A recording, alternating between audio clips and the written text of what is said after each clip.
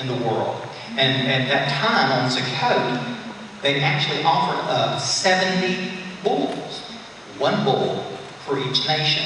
So even on Sukkot, even way back then, God had a plan for the nations. God did not forget the nations. He's always planned for the nations.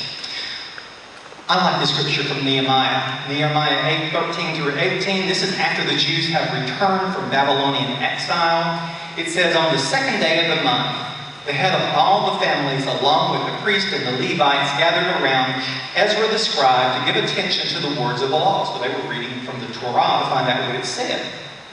They found written in the law, which is probably not a good translation for that. It just should be Torah, because the Jews don't look upon the law of the Torah as something that's cumbersome, but they look upon it as a blessing because God gave us this to show us how to live holy lives before Him, which the Lord had commanded through Moses, that the Israelites were to live in booths during the feast of the 7th month, and that they should proclaim this word and spread it throughout their towns and Jerusalem. Go out into the hill country and bring back branches from the olive, from the wild olive tree, from the myrtle, from the palms, from the shade trees to make booths, that is, as it is written. So the people went out and brought back branches and built themselves booths on their roofs, in their courtyards, in the courts of their houses, in the courts of the house of God, and in the square by the water gate. The whole company that had returned from exile built booths and lived in them. From the day of Joshua, son of Nun, until that day, the Israelites had not celebrated it like that, and their joy was very great. When I saw this one years ago, I was really impressed with the fact, isn't that interesting, that they had observed that festival for a period of time, that particular way, just like God gave it. They went into exile and they lost that part. Isn't that kind of where we've been? We've been the church. We've been the ones that have been given Yeshua, but we have not actually seen this part of who He is through the biblical festivals, God's appointments. And just like they found this written in Scripture, that's exactly what's happening to us this day and time. We're finding written in His Word that God says, I want you to do this. This is my festivals. These are not the Jews' festivals. These are eternal festivals, and I want you to do this for me. They're going to be everlasting festivals.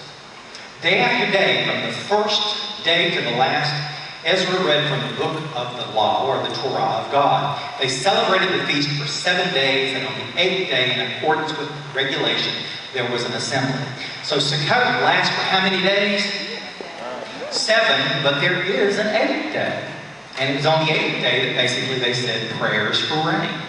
And it's become customary to have a 9th day also that's called Simchat Torah, which is rejoicing in the Word, or rejoicing in God's provision that He's provided, because He is such a good God. Got a blessing, if I can find it.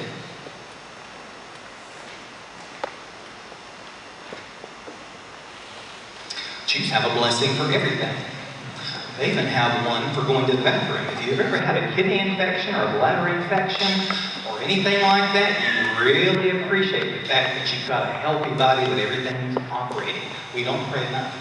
New Testament teaches us that we're to pray without ceasing. Look at this particular blessing here.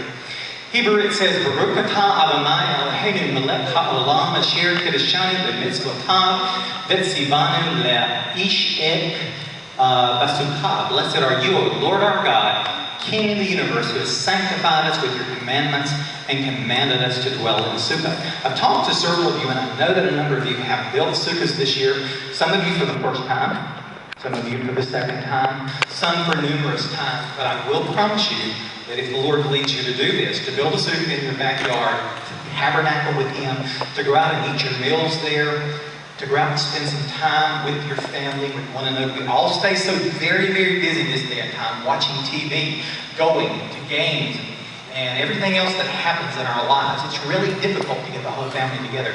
I can actually see how important the festivals are to pull everything back together too. And don't they really speak to children? When they say, Mom, Dad, why do we build this sukkah? What does this mean? And there's so much symbolism that you can talk about and share with them. Wonderful, wonderful, wonderful. We're going to move into a time of praise and worship.